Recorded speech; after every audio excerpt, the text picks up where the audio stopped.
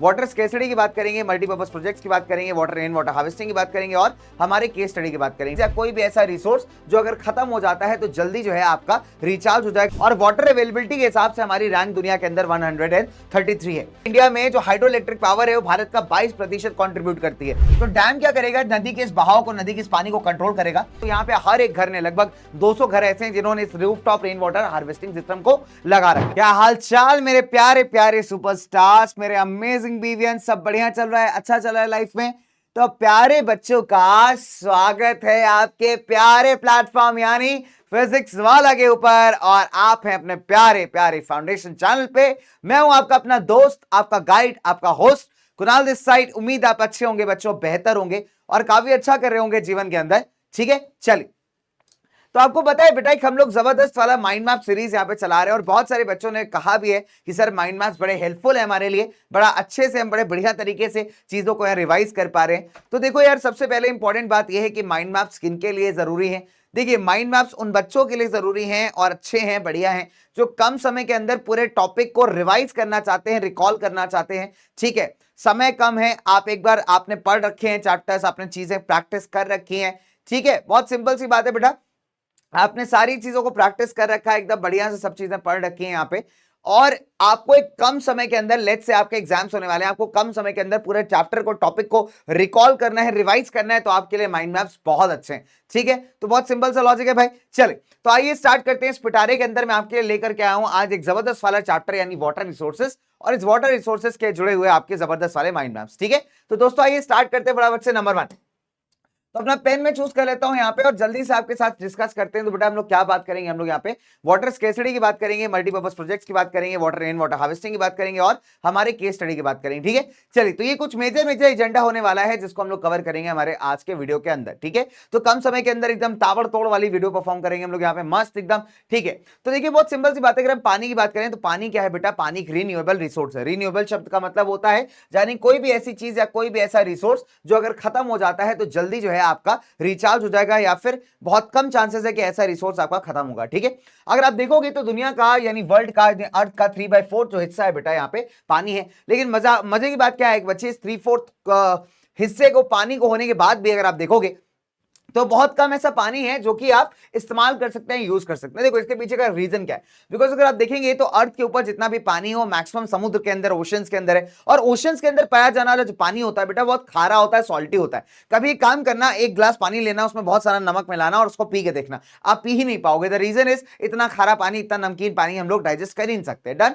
फिर अगर आप देखोगे तो हमारे जो वर्ल्ड है, हमारा जो आप कहोगे पूरी, आप कह सकते हो पूरी जो दुनिया है, इसके अंदर ऐसा अमाउंट ऑफ पानी जिसका आप इस्तेमाल करते हो उसका फ्रेश वाटर कहते हो, यानी आपकी नदियों के अंदर, झीलों के अंदर पाया जाने वाला पानी या ग्लेशियर्स के अंदर पाया जाने वाला पानी, तो ऐसे पानी का जो संख्या है ना बेटा वो काफी ज्यादा कम है। ठीक है, कुछ फैक्ट्स की बात करते हैं। 96.5% जो टोटल वॉल्यूम है पानी का, वर्ल्ड के वाटर का, वो एग्जिस्ट करता है in the forms of oceans. ठीक है, ओशियंस मतलब इन द फॉर्म ऑफ आपके जो समुद्र वगैरह होता है। ठीक है, फिर अगर आप बात करोगे फॉर एग्जांपल, सिर्फ 2.5% पानी ऐसा है जो आपको फ्रेश वाटर के फॉर्म में अवेलेबल है। फ्रेश वाटर का फॉर्म का मतलब होता है आपके नदियां हो गए, रिवर्स हो गए, झील हो गई, ठीक है, आपके ग्लेशियर्स हो गए, है ना। अब अगर आप देखो बच्चों, भारत को दुनिया में जितनी बारिश होती है ना उसका 4% यानी 4% जो है बेटा यहाँ पे इंडिया को रिसीव होता है। और इंडिया का अगर रैंक की बात करोगे तो इंडिया का जो रैंक है दैट इज 133। तो अगर आप देखोगे दुनिया में जितनी बारिश होती है उसका 4% पानी भारत में रिसीव होता है, और वाटर अवेलेबिलिटी के हिसाब से हमारी रैंक दुनिया के अंदर 133 है। अच्छा, 2025 तक ऐसा प्रोडक्ट किया जाता है कि भारत के बहुत सारे ऐसे इलाके जो हैं उन कंट्रीज को ज्वाइन कर लेंगे जहां पे वाटर स्केर्सिटी यानी पानी की किल्लत है, पानी की शॉर्टेज है। ठीक है प्यारे दोस्तों, चलिए अब ये सारा डेटा हमको दो चीजों पे लेकर के आता है कि नंबर 1, पानी की शॉर्टेज या पानी की किल्लत क्यों होती है। देखिए बहुत सिंपल है यार, यहाँ पे पानी की शॉर्टेज या पानी की किल्लत के दो कारण हो सकते हैं। नंबर 1 कि पानी जो आपको अवेलेबल है उसकी क्वांटिटी बहुत कम है। ठीक है, बहुत कम क्वांटिटी में पानी अवेलेबल है, एज द रिजल्ट आप लोगों की जरूरतों को पूरा नहीं कर पा रहे। या फिर हो सकता है कि पानी आपके पास क्वांटिटी में अवेलेबल हो लेकिन उसका जो क्वालिटी है वो अच्छा ना हो। अब फॉर एग्जाम्पल मान लीजिए आपके घर के पास एक बहुत बड़ी सी नदी है, लेकिन नदी का पानी जो है बहुत गंदा है, बहुत काला है, बहुत पोल्यूटेड है, तो ऐसा प्रदूषित पानी का आप इस्तेमाल नहीं कर सकते। तो यहां पे क्या है, वाटर शॉर्टेज या वाटर स्कैर्सिटी का सामना आपको करना पड़ेगा। क्यों करना पड़ेगा कि नो डाउट पानी का क्वांटिटी तो अवेलेबल है, लेकिन जब क्वालिटी की बात करेंगे तो क्वालिटी ऑफ पानी बिल्कुल भी पुअर है। तो पानी को एक बढ़िया संसाधन, एक बढ़िया रिसोर्स होने के लिए उसकी क्वांटिटी और क्वालिटी दोनों ही होना चाहिए। अगर एक भी चीज यहां पे मिसिंग है तो आप कह सकते हो उस इलाके में पानी की किल्लत यानी वाटर शॉर्टेज या वाटर स्कैर्सिटी के चांसेस बहुत ज्यादा हैं। ठीक है, चलिए तो आइए बच्चों डिस्कस करते हैं कि ऐसे क्या क्या कारण आपको लगता है कि जो वाटर स्केर्सिटी के नंबर 1 ओवर एक्सप्लॉइटेशन और जरूरत से ज्यादा मिसमैनेजमेंट। अभी क्या है, जैसे जैसे जनसंख्या बढ़ती जाती है, ठीक है, जनसंख्या मतलब पॉपुलेशन, लोग लगे पड़े हैं पॉपुलेशन बढ़ाने में। अब अगर आप देखोगे इससे क्या हो रहा है कि लोगों की जो डिमांड्स हैं, जो जरूरतें हैं, जो नीड है, वो भी अभी यहां पे बढ़ती जा रही है। तो ज्यादा लोग होंगे तो ज्यादा पानी मांगेंगे, ज्यादा खाना मांगेंगे। अब खाना उगाने के लिए तो आपको क्या चाहिए, पानी चाहिए। तो एज ए रिजल्ट जो पानी के रिसोर्सेज, इन पे प्रेशर जो है बेटा वो बहुत ज्यादा बढ़ता जा रहा है। अच्छा, अब आप देखिए एक्सेसिव यूज और अनइक्वल वाटर रिसोर्सेज का इस्तेमाल। देखिए अब बहुत सिंपल है बच्चों यहां पे कि जिस आदमी के पास ज्यादा पैसा है वो डेफिनेट सी बात है ज्यादा पानी एक्सेस कर सकता है। फॉर एग्जांपल जैसे बड़े बड़े आपके जो बिजनेसमैन होते हैं, इंडस्ट्रियलिस्ट होते हैं, इनको जब बड़े बड़े डैम बनवाए जाते हैं तो इससे सबसे ज्यादा फायदा होता है। क्यों, नंबर 1 अपने पैसे का इस्तेमाल करके क्या कर रहे हैं, ज्यादा ज्यादा डैम्स का पानी भी यूज कर रहे हैं। ठीक है, साथ ही साथ ज्यादा इलेक्ट्रिसिटी जो वहां बनाई जा रही है वो भी यही इस्तेमाल कर रहे हैं। तो एज ए रिजल्ट आप देख पा रहे हो कि जिसके पास पैसा है अभी यहां पे उस पैसे का बेनिफिट उठा के, फायदा उठा के वो ज्यादा पानी को यहां पे एक्सेस कर रहा है, यूटिलाइज कर रहा है। ठीक है, नाउ अब जो गरीब आदमी बेचारा है उससे बहुत ज्यादा उसका नुकसान है, बिकॉज उसके पास पैसा नहीं है तो पानी को एक्सेस नहीं कर पा रहा। ठीक है, फॉर एग्जांपल मैं आपको एक बड़ा पुराना किस्सा है चेन्नई के बारे में। ठीक है, तो अगर आप देखेंगे तमिलनाडु के अंदर कई जगह ऐसे हैं जहां पे बड़े सूखे इलाके, जहां पानी की बहुत किल्लत है।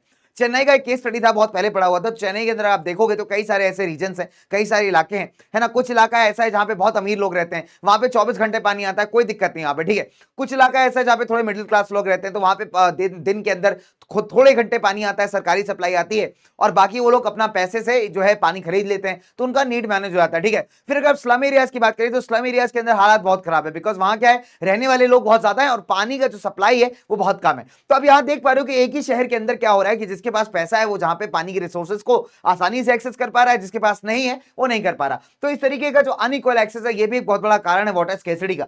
अब आप देखेंगे लार्ज एंड ग्रोइंग पॉपुलेशंस को हमने अभी डिस्कस किया। ठीक है, नाउ इरिगेटेड एग्रीकल्चर एक बहुत बड़ा कंज्यूमर है पानी का। अगर आप देखोगे यहाँ पे जब मॉडर्नाइजेशन हुआ एग्रीकल्चर का, यानी एग्रीकल्चर रिसोर्सेज बढ़ते गए, तो इनफैक्ट इससे एक जो नेगेटिव पॉइंट सामने आया है वो ये है कि अभी लोगों ने क्या किया है, ज्यादातर ऐसे क्रॉप्स उगाने स्टार्ट कर दिए जो वाटर इंटेंसिव, वो कमर्शियल है। कमर्शियल मतलब जिनको मार्केट में बेच करके आप अच्छे पैसे कमा सकते हो, लेकिन ऐसे क्रॉप्स को उगाने का जो कॉस्ट है बहुत हैवी है। हैवी इसलिए बेटा नंबर 1 कि यहाँ पे आपको ज्यादा पानी की रिक्वायरमेंट है, ज्यादा पानी आप इस्तेमाल कर रहे हो। दूसरी बात, इस ज्यादा पानी इस्तेमाल करने से क्या हो रहा है, बच्चे पानी के रिसोर्सेज खत्म होते जा रहे हैं। अब फॉर एग्जांपल मान लीजिए कि ऐसे इलाके में एग्रीकल्चर किया जा रहा है जहां पे बहुत ज्यादा बारिश नहीं होती। अब जब बहुत ज्यादा बारिश नहीं होगी तो वहां पे क्या होगा, जो आसपास की नदियां होंगी उनसे पानी आप खींचोगे, प्लस ग्राउंड वाटर यानी जो जमीन के नीचे पानी प्रेजेंट है उस पानी को भी आप ट्यूबवेल वगैरह लगा करके निकालने का ट्राई करोगे। तो इससे हो क्या रहा है, इससे जरूरत से ज्यादा पानी के रिसोर्सेज पे यहां प्रेशर क्रिएट हो रहा है। ठीक है ना, तो ज्यादा से ज्यादा वेल्स और ट्यूबवेल्स लगाए जा रहे हैं, किस लिए, ताकि इरिगेशन को लिए पानी मिल सके। लेकिन इससे हो क्या रहा है कि लगातार इस तरीके से जो ग्राउंड वाटर है आपका वो गिरता चला जा रहा है। अब for example in fact urban areas में आप देखिए, आपके घर के अंदर भी मोटर लगी होगी, मम्मी कहती हूँ भैया मोटर ऑन कर दो, पानी भर गया, मोटर में अलार्म लगा हो गया, पानी की टंकी फुल हो गई है, पानी की मोटर बंद कर दे। तो अगर आप देखोगे तो मोटर क्या है बेटा, मोटर क्या है, समरसेबल पंप।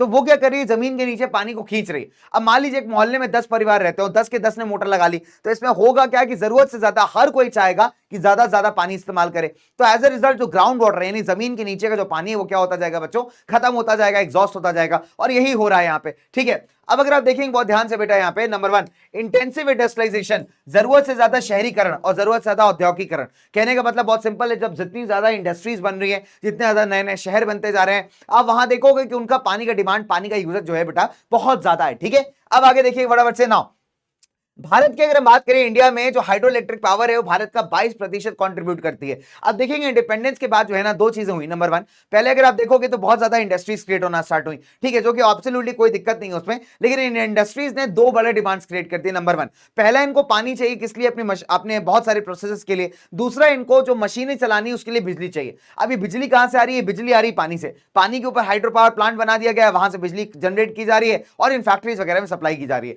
तो आज अगर भारत के टोटल बिजली प्रोडक्शन की बात करिए तो उसका 22% यानी 20%, 22% जो है आपका प्रोडक्शन कहां से आता है, सिर्फ और सिर्फ हाइड्रो पावर यानी हाइड्रो इलेक्ट्रिसिटी से। ठीक है ना, अब अगर हम बात करें बच्चे ज्यादा से ज्यादा अर्बन एरियाज और डेंस पॉपुलेशन यानी घनी आबादी ने क्या किया है, यहां पे इस प्रॉब्लम को और ज्यादा बढ़ा दिया है। तो ये एक सबसे बड़ा प्रॉब्लम आपको समझ में आ रहा है कि यहां पे क्वांटिटी ऑफ वाटर अवेलेबल बहुत कम है। क्वांटिटी मतलब किस मात्रा में जो पानी अवेलेबल है यहां पे बहुत ज्यादा कम है, ठीक है, क्यों? बिकॉज लोगों का जो यूजेज है अभी वो बहुत ज्यादा बढ़ गया है, ठीक है। अब दूसरा कंडीशन आता है बेटा, यहां पे दूसरा कंडीशन ये है कि मान लीजिए पानी आपको अच्छे खासे अमाउंट में अवेलेबल भी है, लेकिन फिर भी बेटा यहां पे आपके पास जो क्वालिटी ऑफ वाटर अवेलेबल है वो बहुत गंदा है, ठीक है। तो ये दूसरा कंडीशन बहुत सिंपल है कि मान लीजिए कि वाटर यहाँ पे अवेलेबल है सफिशिएंट क्वांटिटी के अंदर आपके नीड्स को पूरा करने के लिए, लेकिन जो क्वालिटी ऑफ वाटर है वो बहुत बेकार है। हो सकता है यहाँ पे जो पानी अवेलेबल हो आपका बहुत पोल्यूटेड हो, ठीक है। कैसे पोल्यूट हो सकता है? बिकॉज ऑफ डोमेस्टिक और इंडस्ट्रियल वेस्ट, ठीक है। अब अगर आप देखेंगे तो इंडस्ट्री से जितना भी गंदगी कहां जाके गिरता है? नदियों के अंदर। नदियां क्या होती है? इससे पोल्यूट हो जाती हैं। फॉर एग्जांपल दिल्ली की यमुना देख लीजिए आपने, दिल्ली की यमुना की कई बार फोटोज देखी होंगी गूगल के ऊपर, यूट्यूब के ऊपर, कई कई अलग अलग सोशल मीडिया प्लेटफॉर्म्स पे, कि यहाँ पे व्हाइट कलर का फोम तैर रहा है पानी के ऊपर। तो ये फोम क्या है यार? ये फोम गंदगी है जो इंडस्ट्री से निकल करके सीधे नदी नालों में फेंकी जा रही है। एज अ रिजल्ट गंदे होते जा रहे हैं, ठीक है। तो नो डाउट वहां पे वाटर की क्वांटिटी अवेलेबल होगी, लेकिन जो क्वालिटी ऑफ वाटर अवेलेबल है वो बहुत ज्यादा कम है। एज अ रिजल्ट यहां पे वाटर स्केर्सिटी की बारी की किल्लत बहुत कॉमन है, ठीक है। इसके अलावा अगर आप देखोगे जो केमिकल फर्टिलाइजर पेस्टिसाइड्स वगैरह आप यूज करते हो कहां पे? खेतों के अंदर। तो जब बारिश होती है तो बारिश के पानी के साथ ही बह के कहां चले जाते हैं? आसपास के नदियों में, नहरों में, और वहां जाके गंदगी क्रिएट कर देते हैं। तो ऐसा पानी बेटा यूटिलाइजेशन के बिल्कुल भी काबिल नहीं है। अब देखिए पानी की किल्लत को देखते हुए ना यहाँ पे सरकार ने एक नया स्कीम लॉन्च किया जिसको आप जल जीवन मिशन यानी जेजेएम कहते हैं, ठीक है। अब ये जल जीवन मिशन क्या है? ध्यान से देखिएगा। इसमें सिंपल सी बात है, क्वालिटी ऑफ लाइफ को इंप्रूव करने के लिए यहाँ पे फोकस किया गया है। खासकर जो लोग गांव वगैरह के अंदर रह रहे हैं उनकी क्वालिटी ऑफ लाइफ यानी उनके जीवन को बेहतर कैसे बनाया जाए, पानी साफ सुथरा पानी लोगों तक कैसे पहुंचाया जाए, यही ऑब्जेक्टिव आपके जल जीवन मिशन का, ठीक है। चलिए, तो अगर हम जल जीवन मिशन है जेजेएम की बात करें तो यहाँ पे सरकार क्या कह रही है कि हम हर एक गांव के अंदर रहने वाले हर एक घर को डेली बेसिस पे यहाँ पे पाइप्ड वाटर मतलब सरकारी नल द्वारा लगभग 55 लीटर पानी पर पर्सन यहाँ पे प्रोवाइड करने का ट्राई करेंगे, पर फैमिली यहाँ पे प्रोवाइड करने का ट्राई करेंगे। यही आपके जल जीवन मिशन का ऑब्जेक्टिव है, ठीक है, ताकि साफ सुथरा पानी जो है लोगों को अवेलेबल हो पाए। और 55 लीटर पानी बच्चे कोई बहुत ज्यादा पानी नहीं है, ठीक है, किसी की डिमांड्स को पूरा करने के लिए, लेकिन फिर भी सरकार यहां पे ट्राई कर रही है कि सरकारी नलों द्वारा जो है लोगों तक एटलीस्ट 55 लीटर पानी अ डे तो पहुंचाया जाए, ठीक है, पर पर्सन पर हाउस होल्ड के हिसाब से, ठीक है। और जब लोगों के पास साफ सुथरा पानी होगा पीने के लिए, बिकॉज आपको पता है बच्चों पानी, गंदे पानी से बहुत सारी बीमारियां होती हैं, डिसीजेज होती हैं। तो लोगों के पास जब साफ सुथरा पानी होगा पीने के लिए तो डेफिनेट सी बात है बेटा उनको बीमारियां नहीं होंगी, हेल्दी रहेंगे वो लोग, और एक हेल्दी जनता जो है बेहतर काम करती है। तो यहाँ पे लोगों तक साफ सुथरा पानी पहुंचाना, उनकी पानी की नीड्स को पूरा करना, ये जल जीवन मिशन का एक बहुत बड़ा ऑब्जेक्टिव है, ठीक है। चलिए आगे बात करते हैं बच्चों ना। अगर आप देखोगे तो हमारे जमाने में, हमारे पुराने जमाने से अगर हम बात करें, बहुत पुराने टाइम से, तो हमारे देश के अंदर बहुत सारे ऐसे प्रोजेक्ट्स बनाते गए हैं, बहुत सारे ऐसे स्ट्रक्चर्स बनाए गए हैं जहां पे बारिश के पानी को या बाढ़ के पानी को या किसी भी और वाटर नीड्स को पूरा करने की कैपेबिलिटी रही है, ठीक है। अब कुछ इनको हम हाइड्रोलिक स्ट्रक्चर्स कहते हैं, ठीक है। तो अगर आप देखोगे पुराने जमानों से स्टोन डैम्स हो गए, रिजर्वायर हो गए, लेक्स हो गए, इस प्रकार की चीजें बहुत सारे राजा महाराजाओं ने हमेशा बनवाई है, ठीक है। फॉर एग्जांपल अगर आप देखोगे कलिंग आप जाइए, उड़ीसा जो था पुराने जमाने का, नागार्जुन कोंडा आंध्र प्रदेश, बेनूर कर्नाटका, कोल्हापुर महाराष्ट्र, ऐसे सारे इलाकों में आपको ऐसे बहुत सारे स्ट्रक्चर्स मिल जाएंगे जिनका उपयोग यहाँ पे किस लिए किया जा रहा था? पानी को सेव करने के लिए, पानी का इस्तेमाल करने के लिए, चाहे वो इरिगेशन पर्पसेज हो, चाहे शहरों में सप्लाई हो। तो पुराने जमाने से सारी चीजें चलती चली आ रही है, ठीक है। अब हम बात करते हैं for example first century BC के अंदर इलाहाबाद यानी जो अभी प्रयागराज है ना, यहाँ पे श्रृंगावेरापुरा करके एक जगह है, तो यहाँ पे बड़ा कॉम्प्लिकेटेड सा वाटर हार्वेस्टिंग सिस्टम जो है यहाँ पे बनाया गया था, पाया गया है इनफैक्ट, ठीक है, बहुत जमाने पहले बनाया गया था फर्स्ट सेंचुरी बीसी के अंदर, जिससे अगर मान लीजिए गंगा नदी का पानी, खासकर बाढ़ का पानी, उसका सही इस्तेमाल किया जा सके। अदरवाइज क्या होगा? बाढ़ का पानी क्या करेगा? सब डिस्ट्रक्शन कर देगा, डिस्ट्रॉय कर देगा। तो better than destruction it's better कि इसके पानी को अगर सही तरीके से यूटिलाइज किया जा सके तो खेती बाड़ी में बड़ा काम आएगा। तो यहाँ पे एक ऐसा स्ट्रक्चर बना है इस चीज को करने के लिए, ठीक है।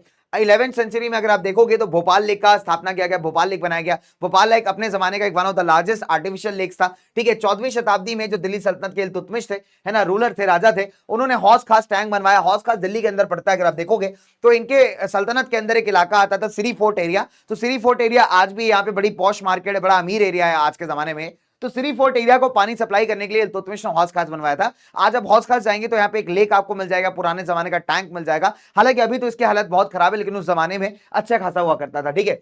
इनफैक्ट चंद्रगुप्त मौर्य के टाइम में अगर आप देखोगे तो बहुत सारे डैम्स, लेक्स, इरिगेशन सिस्टम्स वगैरह यहाँ पे बनवाए गए थे, ठीक है।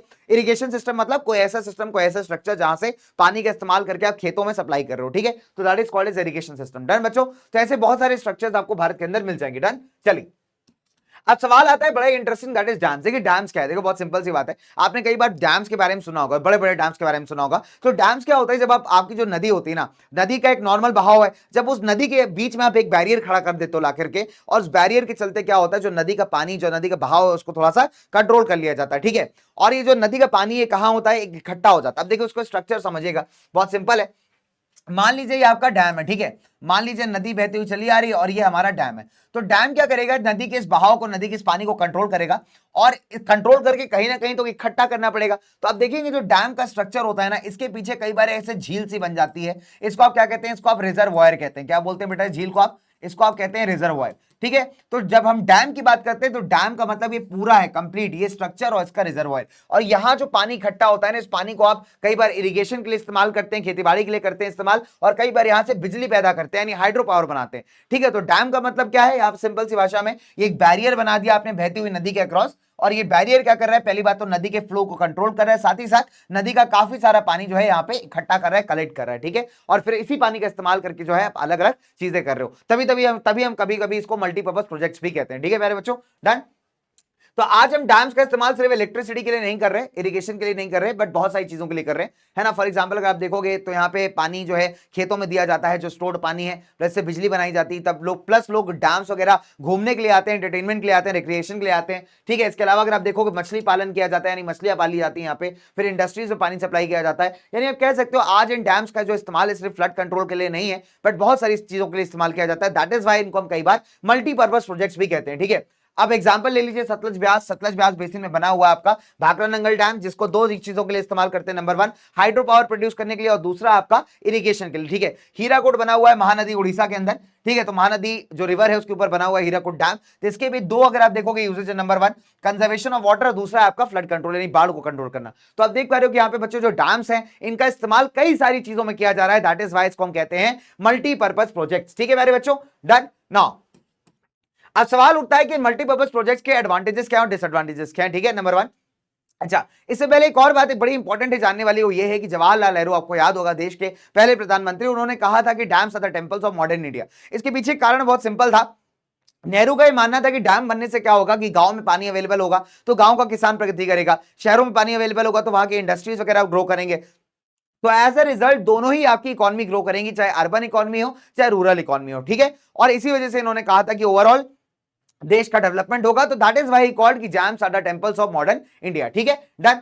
अब एक बार इन डैम्स के मल्टीपर्पज प्रोजेक्ट्स के एडवांटेजेस और डिसएडवांटेजेस की बात कर लेते हैं। नंबर 1 एडवांटेजेस की बात करेंगे तो भैया बिजली बनाना, इरिगेशन के लिए पानी, वाटर सप्लाई डोमेस्टिक और इंडस्ट्रियल एरियाज में, है ना, फ्लड कंट्रोल करना, रिक्रिएशन पर्पसेस के लिए लोग आते हैं, घूमने फिरने आते हैं। कई बार जो है इसके अंदर नाव वगैरह चलती हैं कई सारी चीजों को लेकर के, ठीक है, फिश ब्रीडिंग यानी मछली पालन वगैरह। तो ये कुछ ऐसे एडवांटेजेस हैं जो इन मल्टीपर्पज प्रोजेक्ट से होते हैं। अब आइए बात करते हैं डिसएडवांटेजेस की। देखिए नंबर 1, जब आप एक नदी का एक कॉमन बहाव है, नदी का अपना एक फ्लो है, जब इस नदी के फ्लो को आप ऑब्स्ट्रक्ट करते हो, इसके अगेंस्ट एक डैम बना देते हो, तो आप क्या करते हो, नदी के बहाव को, नेचुरल बहाव को यहां पे क्या करते हो, रोक देते हो। अब नदी जो है बेटा अकेले पानी तो होता नहीं, नदी में पत्थर भी होता है, नदी में मिट्टी भी होती है, नदी में aquatic एनिमल्स भी होते हैं। तो ये सारी चीजों का बहाव एक साथ रुक जाता है। साथ ही साथ जो नदी के अंदर मिट्टी होती है ना, वो बड़ी आसानी से फ्लो कर रही होती है नदी के बहाव से, पर जब आप नदी का बहाव कंट्रोल कर देते हो, रोक देते हो, तो मिट्टी जमनी स्टार्ट हो जाती है, राइट। और मान लीजिए मानसून वगैरह के टाइम पर अगर नदी का बहाव एकदम से बढ़ गया तो आप देखो कई बार बाढ़ आ जाती है, फ्लड्स आ जाती है ना। चलिए नाउ तो इससे क्या होता है कि और खासकर सबसे इंपॉर्टेंट बात, अच्छा ये भी है,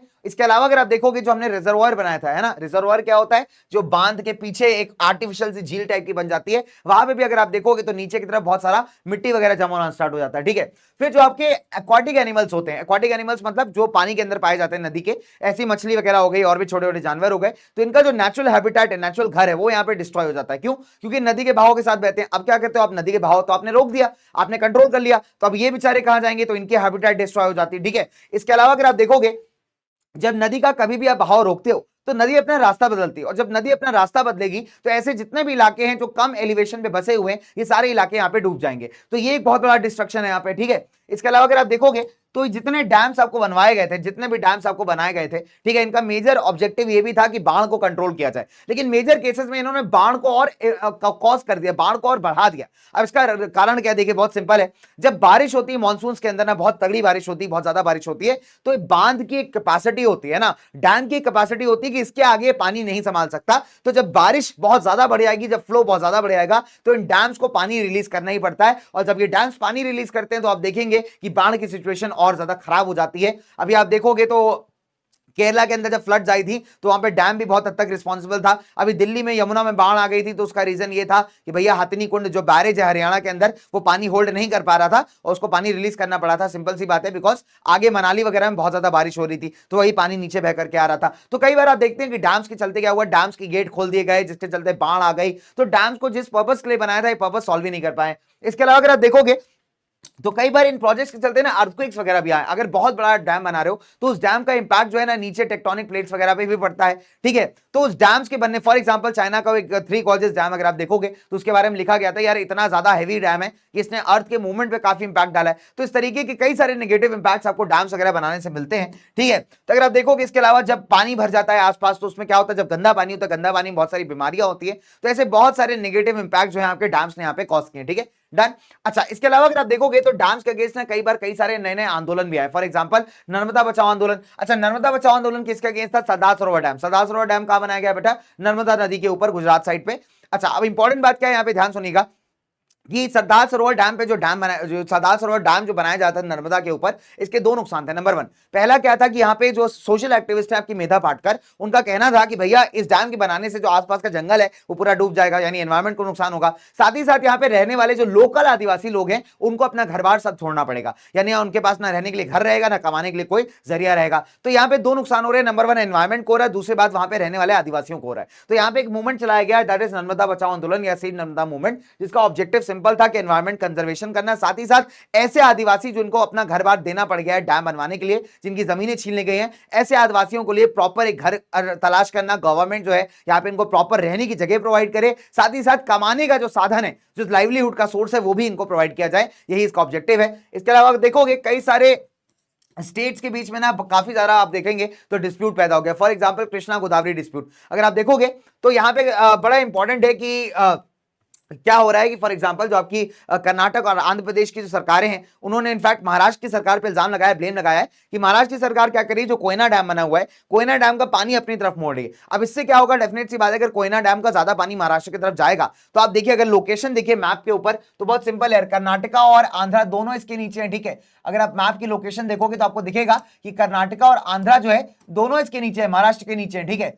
तो बहुत सिंपल सी बात है कि अगर महाराष्ट्र में किसी नदी का फ्लो यहां पे आप कंट्रोल कर लोगे तो ये नीचे की तरफ जो पानी का बहाव है काफी धीमा हो जाएगा। एज अ रिजल्ट यहाँ के जितने भी एग्रीकल्चर इंडस्ट्री है इनको पानी मिल ही नहीं पा रहा। तो इसके चलते आप देखोगे तीनों सरकारों में काफी ज्यादा लड़ाई चल रही है। तो इंटर स्टेट डिस्प्यूट्स, इस तरीके के नए नए मूवमेंट्स, ये भी डैम्स का ही आफ्टर इफेक्ट है, ठीक है, डैम्स का नेगेटिव इंपैक्ट है। तो डैम्स ने, मल्टीपर्पज प्रोजेक्ट्स ने जितना भला नहीं किया उससे ज्यादा कई सारे प्रॉब्लम्स क्रिएट कर दिए यहाँ पे, ठीक है, डन। चलिए अब आगे बात करते हैं बच्चों फटाफट से। Number 1 rain water harvesting. देखिए रेन वाटर हार्वेस्टिंग क्यों इंपॉर्टेंट है, क्यों जरूरी है, बिकॉज हमको पता है कि पानी हमारे पास बहुत कम है और ऐसे में अगर आप बारिश के पानी को बचा सकते हो, सेव कर सकते हो, तो आपके लिए एक बहुत बड़ा वरदान साबित होगा, है ना। तो जब रेन वाटर हार्वेस्टिंग की बात की जाती है तो रेन वाटर हार्वेस्टिंग का सिंपल सा मतलब है कि आप बारिश के पानी को यहाँ पे कलेक्ट कर रहे हो, कलेक्ट करने के बाद उसका इस्तेमाल कर रहे हैं, ठीक है। अब फॉर एग्जाम्पल जो कलेक्टेड वाटर है इसको आप स्टोर कर सकते हैं या अलग अलग तरीके से यूटिलाइज कर सकते हैं, या फिर किसी पाइप के सहारे जो है नीचे जमीन के अंदर इसको पानी को भेज सकते हैं, जिससे आपका जो ग्राउंड वाटर है, जमीन के नीचे वाला पानी है, उसको रिचार्ज कर पाओ, ठीक है। अब अगर आप देखोगे तो रेन वाटर हार्वेस्टिंग की करीब पुराने जमाने से बहुत सारी टेक्निक चलती चली आ रही है। जैसे फॉर एग्जांपल अगर आप देखोगे तो पहाड़ी इलाका होता है, पहाड़ी इलाके में क्या होता है, यहाँ पे गांव के अंदर ना एक बड़ा सा टैंक बना दिया जाता है जिसमें बारिश का पानी जमा हो जाता है। फिर बारिश के पानी को अलग अलग पाइप के सहारे या चैनल बना करके खेतों तक पहुंचाया जाता है। तो हिमालय के अंदर ऐसे सिस्टम को आप कहते हैं गुल्स या कुल्स, ठीक है। रूफटॉप रेन वाटर हार्वेस्टिंग अगर आप देखोगे तो ड्रिंकिंग वाटर स्टोर करने के लिए राजस्थान में बड़ी कॉमन प्रैक्टिस है। राजस्थान के अंदर आपको पता होगा बहुत सारे ऐसे इलाके जहां बारिश बहुत ज्यादा नहीं होती, तो यहाँ पे रेन वाटर यानी बारिश का पानी एक बहुत अच्छा सहारा है यहाँ पे, चाहे पीने की बात की जाए, चाहे खाना बनाने की बात की जाए, चाहे कोई भी और यूजेज हो, ठीक है। इनफैक्ट अगर आप देखोगे ऐसे इलाके बंगाल के जहां बाढ़ बहुत ज्यादा आती है, लोगों ने क्या किया है, ऐसे चैनल्स बना दिए जिसको आप इनंडेशन चैनल्स कहते हैं, ठीक है। अब ये चैनल्स क्या एक तरीके की नहरें टाइप की है छोटी सी। इससे होता यह है कि जो बाढ़ का पानी है ना बेटा, बाढ़ के पानी को यहाँ पे डाइवर्ट कर दिया जाता है खेतों की तरफ।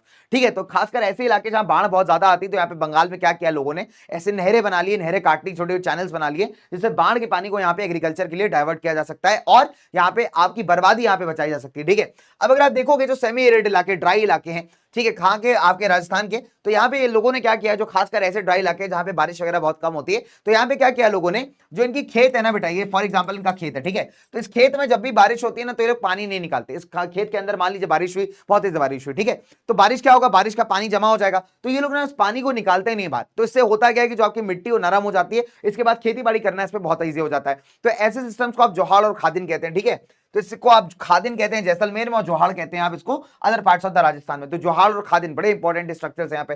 ठीक है, फिर अगर आप देखोगे, फिर आता है यहाँ पे टंका। देखिए टंका क्या है, बहुत सिंपल है। मान लीजिएगा आपका एक घर है, ठीक है, राजस्थान के अंदर बड़ी कॉमन प्रैक्टिस है, तो इस घर के आंगन में या अंडरग्राउंड ने एक बड़ा सा टैंक बना दिया है। अब इस घर की जो छत होगी ना, बहुत स्लोपिंग होगी, स्लोपिंग मतलब ढलान वाली। अब यहाँ से क्या है कि यहाँ पे जब पानी होगा, जब बारिश होगी, तो यहाँ का जितना भी पानी जमा हो रहा है वो एक पाइप के सारे इस टंका में जमा होता जाएगा। तो टंका कुछ नहीं बच्चे, टंका एक बहुत बड़ा सा टैंक है, बड़ा सा टैंक जिसमें आप पानी स्टोर करते हो, किसका, बारिश का। ठीक है, तो टंका से well developed part of the roof top rain water harvesting system. ठीक है, कहां बनाया जाता है इसको हम लोग, या तो जल्दी आपके आंगन में बनाते हैं, घर के आंगन में, या फिर अंडरग्राउंड बनाया जाता है। ठीक है, अगर आप देखोगे तो ये मेनली प्रैक्टिस किया जाता है राजस्थान के अंदर, खासकर ड्राई एरियाज में, जैसे बीकानेर, फालोड़ी हो गया, बाड़मेर हो गया, जहां पे पानी की बहुत ज्यादा किल्लत है। ठीक है, बहुत सारे घरों ने क्या किया है, अगर आप देखोगे तो अंडरग्राउंड रूम्स भी बनवा लिए। इनफैक्ट अगर आप देखोगे तो इस टंका के अंदर बहुत सारा पानी स्टोर होता है। अब गर्मी से बचने के लिए लोग क्या करते हैं, कई बार इस टंका के बगल में अलग से कमरा बनवा लेते हैं। तो जब बहुत ज्यादा गर्मी आती है तो लोग इस कमरों में शिफ्ट हो जाते हैं। इससे क्या होता है कि ये बाहर की जो इंटेंस हीट है 48-49 डिग्रीज की, इससे अपने आप को बचा पाते हैं। बिकॉज क्या होता है, इसमें पानी भरा हुआ है टंका में,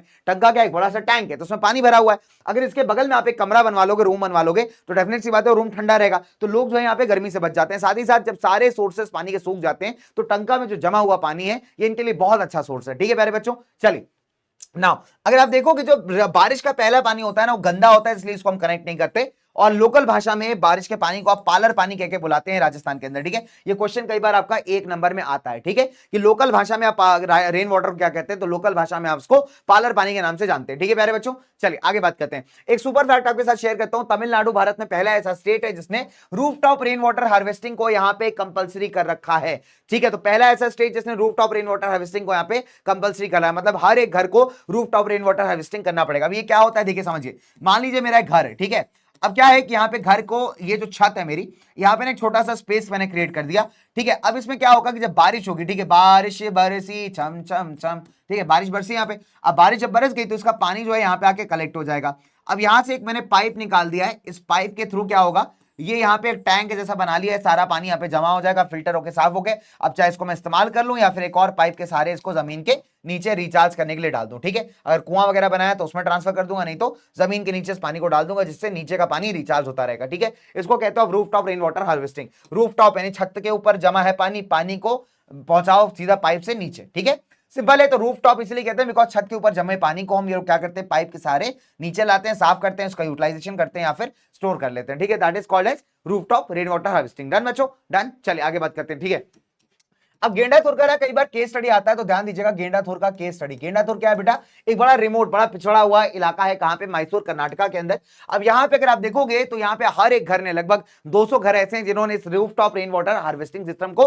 लगा रखा है। ठीक है, और इसके चलते आप देख सकते हो कि इतना पानी बचाते हैं साल के अंदर कि इनको रेन वाटर रिच की उपाधि मिल गई, टाइटल मिल गया। ठीक है, कि नियरली 200 हाउस होल्ड्स ने यहाँ पे सिस्टम को लगा रखा है, और विलेज को एक स्पेशल डिस्टिंक्शन मिला है यहाँ पे कि विलेज जो है आपका रिच इन रेन वाटर है। ठीक है, अगर आप देखोगे तो गेंडाथुर को ऑन एन एवरेज साल में 1000 मिलीमीटर बारिश रिसीव होती है, जो कि काफी अच्छी है, और लगभग 80% इस बारिश का ये लोग एफिशिएंटली कलेक्ट कर लेते हैं, है ना। 10 बार ये लोग कलेक्ट करते हैं तो इनका ठीक ठाक पानी कलेक्ट हो जाता है। तो अगर आप देखोगे ऑन एन एवरेज साल के अंदर 50,000 लीटर तक पानी जो है यहाँ पे हर एक घर यहाँ पे बचा पाता है। ठीक है, तो अपने आप में एक बहुत बड़ा अचीवमेंट है, राइट। तो अगर आप देखोगे 200 घरों से जो total amount of rain water annually harvest किया जाता है वो 1 लाख लीटर से भी ऊपर है। ठीक है, तो अपने आप में बहुत बड़ा कंट्रीब्यूशन है इन सारे लोगों का, कि लोगों ने क्या किया, अपने घरों में रूफटॉप रेन वाटर हार्वेस्टिंग लगा लिया है। इसमें बारिश भी अच्छी होती है, तो उस बारिश का मैक्सिमम जो पोर्शन है ये लोग बड़े आसानी से कलेक्ट कर लेते हैं, साफ करते हैं उसको, और बढ़िया से उस पानी का इस्तेमाल कर पाते हैं। ठीक है, डन। चलिए अब अगर आप देखोगे तो मतलब मेघालय के अंदर एक बड़ी पुरानी प्रैक्टिस है जिसको आप कहते हैं बैम्बू ड्रिप इरिगेशन, ठीक है। तो 200 साल पुराना एक सिस्टम है। यहाँ पे लोग क्या करते हैं, जो बैम्बू की लकड़ी होती है, बांस की लकड़ी, तो बांस की लकड़ी जो है अंदर से खाली होती है, हॉलो होती है, तो ये लोग इसके पाइप बनाते हैं। क्या बनाते हैं बेटा, इसके पाइप। अब क्या होता है, मान लीजिए एक नहर है, तो इन नहर में इन्होंने क्या किया, यहां से एक पाइप कनेक्ट किया अलग अलग एंगल्स पे, और पानी जो है बेटा यहां से खींचना स्टार्ट होगा। सिंपल साइंस है, यहाँ पे पानी यहां से खींचना स्टार्ट होगा ग्रेविटी के इन्फ्लुएंस में, और ये इस पाइप के सहारे जो है ना पानी बहता हुआ चला जाएगा, ठीक है। तो इससे क्या होता है, बहुत सिंपल सी बात है, करीब 18 से 20 लीटर पानी जो एक बार में जो है बैम्बू पाइप में एंटर करता है, ठीक है। और धीरे धीरे करके हंड्रेड्स ऑफ मीटर का डिस्टेंस ट्रेवल करते हुए फाइनली ये रिड्यूस हो जाता है सिर्फ 20 से 20 से 80 ड्रॉप्स के बीच में, ठीक है। अब इसको ध्यान से समझिएगा दोबारा से, कहां प्रैक्टिस होता है, मेघालय के अंदर प्रैक्टिस होता है, ठीक है। बहुत पुराना सिस्टम है। आपने क्या किया कि मान लीजिए पास में एक नहर है, मान लीजिए पास में एक छोटी सी स्ट्रीम है, ठीक है। अब यहां से आपने बैम्बू के यानी बांस के पाइप लगाए अलग अलग एंगल्स पे, ठीक है, डन। अब क्या हो रहा है, 18 से 20 लीटर पानी एक बार में इस बांस के पाइप में घुस रहा है, और ये अलग अलग एंगल्स पे बांस के पाइप सेट कर दिया आपने। अब मान लीजिए बीच में सड़क आ गई, रोड आ गई, तो आपने ऐसा सीधा पाइप का बांस का पाइप जो है रोड के ऊपर से यहाँ पे निकाल दिया। तो पानी जो है ना अलग अलग एंगल्स पे सेट किए हुए बांस के पाइप से नीचे ट्रैवल कर रहा है। अब फाइनली जहां पे आपको पानी देना, मान लीजिए आपका प्लांट है, ठीक है, तो यहां तक आते आते जो पानी का फ्लो है ना बहुत रिड्यूस हो जाएगा, इतना रिड्यूस हो जाएगा कि ड्रॉप बाय ड्रॉप पानी जो है सीधे यहाँ पे जड़ों पे गिरना स्टार्ट होगा। इससे क्या होता है बेटा, नंबर वन, पहली बात तो पानी का वेस्टेज नहीं हो रहा है, दूसरी बात जो पानी जिसको रिक्वायर्ड है जिस प्लांट को, सीधा पानी जो है वहीं पर ड्रॉप बाय ड्रॉप गिरता जा रहा है, ठीक है प्यारे बच्चों, ठीक है। तो इसको हम कहते हैं बैम्बू ड्रिप इरिगेशन। ड्रिप आपने देखा है कभी कैसे चलता है, ड्रिप ऐसे चलता है कि उसमें ड्रॉप बाय ड्रॉप चीजें गिरती है, ठीक है, मतलब बूंद बूंद करके पानी गिरता है, ठीक है। ड्रॉप बाय ड्रॉप मतलब बूंद बूंद करके पानी। तो क्या होता है, इसमें भी पानी फ्लो करता रहता है, और जब जब पेड़ पे पानी डालते हैं तो इतना इसका फ्लो इतना रिड्यूस कर देते हैं कि ये बूंद बूंद करके पानी जो है यहाँ की जड़ों पे गिरना स्टार्ट हो जाता है, ठीक है। तो यानी 20 से 80 ड्रॉप्स पर मिनट जो है यहाँ पे गिर रही होती है प्लांट के पास। तो इससे क्या होता है, पानी का वेस्टेज भी नहीं होता, पानी खर्च भी नहीं होता आपका बहुत ज्यादा, और यहाँ पे इरिगेशन भी बड़ी आसानी से हो जाता है। तो उसको हम कहते हैं bamboo drip irrigation system of Meghalaya, ठीक है। 1 नंबर का क्वेश्चन इससे मैक्सिमम पूछा गया। चलिए अच्छा बच्चों, आपके लिए मैप ले आया था मैं यहाँ पे, तो मैंने सोचा आपके साथ थोड़ा मैप वैप डिस्कस कर लूं फटाफट से, ठीक है। तो ध्यान से देखिएगा, मैंने सोचा आपके साथ मैप डिस्कस हो जाएगा तो थोड़ा बढ़िया रहेगा। तो देखिए यहाँ पे ना मेजोरिटी क्या आता है आपको मार्क करने के लिए, डैम्स मार्क करने के लिए आते हैं। डैम्स भी सारे नहीं आते। नंबर 1 सलाल पूछेगा आपसे, सलाल का है कश्मीर वाले सेक्शन में, तो आप बहुत सिंपल है, आप कश्मीर के इधर वाले पार्ट पे आएंगे, JNK वाले सेक्शन में, और ये आपका सलाल प्रोजेक्ट है, ठीक है। अच्छा, इसके ऊपर अगर आप देखोगे यहाँ चिनाब नदी आपकी बह रही है, चिनाब के अगेन एक ट्राइब्यूटरी है इंदस की। इससे थोड़ा सा नीचे ये भाखरा नंगल आपको मिलेगा हिमाचल पंजाब वाले सेक्शन में। ये आपका हिमाचल पंजाब वाला सेक्शन है, ये आपका भाखरा नंगल डैम है। भाखरा नंगल से थोड़ा सा नीचे आएंगे राइट साइड पे आपको इधर टिहरी डैम मिलेगा, जो कि उत्तराखंड का पार्ट है, ठीक है। उत्तराखंड से आप जो है आपको कहां जाना है, इधर कहीं नहीं जाना है, इधर से डैम्स नहीं आते आपके, ठीक है। इसके बाद अगर आप देखेंगे बेटा यहाँ पे नरौरा पे भी डैम नहीं पूछता है आपसे, तो टिहरी पूछता है। इसके बाद आप आ जाइए राजस्थान है, राजस्थान में आपको 2 मिलेंगे, राजस्थान का सेक्शन है, एक आपको राणा प्रताप सागर, उसी के नीचे आपको गांधी सागर। अगर ऊपर वाला मार्क करने का आता है तो राणा प्रताप, नीचे वाला गांधी। उसके राइट में जाएंगे कोटा की तरफ तो आपको कोटा बैरेज मिलेगा, तो कोटा बैरेज कम ही पूछेगा आपसे, ठीक है, डन। अच्छा, इसके नीचे आ जाइए, ये आपके गुजरात वाले सेक्शन में सरदार सरोवर आ गया, नर्मदा नदी पे, नर्मदा नदी है, और ये आपका सरदार सरोवर है, ठीक है। इसके नीचे आप आएंगे, प्रवर डैम नहीं आता तो आपको नहीं पढ़ने की जरूरत है। महाराष्ट्र आ जाइए, महाराष्ट्र का सेक्शन है बेटा, और महाराष्ट्र वाले सेक्शन में आपका कोयना डैम है, जिसके ऊपर लड़ाई झगड़ा चल रहा है, ठीक है। तो एक क्वेश्चन आ सकता है।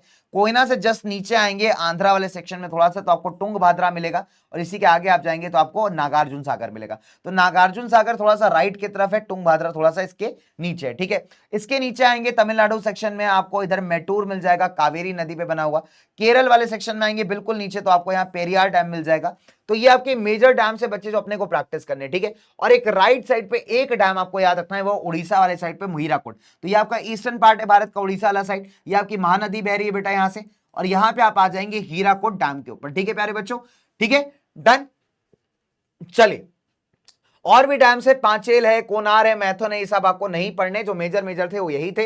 एक रिहांद अगर गलती से आ जाता है, गलती से है ना, नहीं आएगा वैसे, तो जो उत्तर प्रदेश MP का जो बॉर्डर है बेटा, यहां पे आपको पड़ता है रिहांद। तो ये आपका रिहांद डैम है, यहाँ पे NTPC का प्लांट भी अगर आपको पता हो तो, ठीक है। तो ये आपके मेजर मेजर डैम वाली चीजें हो गई, डैम वाले इलाके हो गए, ठीक है। तो बस इतना ही अपने को करना है। देखिए प्रैक्टिस से ही आपका मैप आता है, बिना प्रैक्टिस की चीजें नहीं आती। तो बस आपको प्रैक्टिस करनी है और बड़ी आसानी से आप मैप वगैरह मार्क कर लीजिएगा, ठीक है। बस आपको स्टेट्स पता होना चाहिए, अगर आपको स्टेट्स पता है तो आपके लिए बहुत ईजी हो जाएगा। अब फॉर एग्जांपल मुझे कोयना मार्क करना है, मुझे पता है कोयना कहां पड़ता है, महाराष्ट्र वाले साइड पे। नीचे आए, हमने महाराष्ट्र वाले साइड पे आए और हमने कोयना मार्क कर दिया।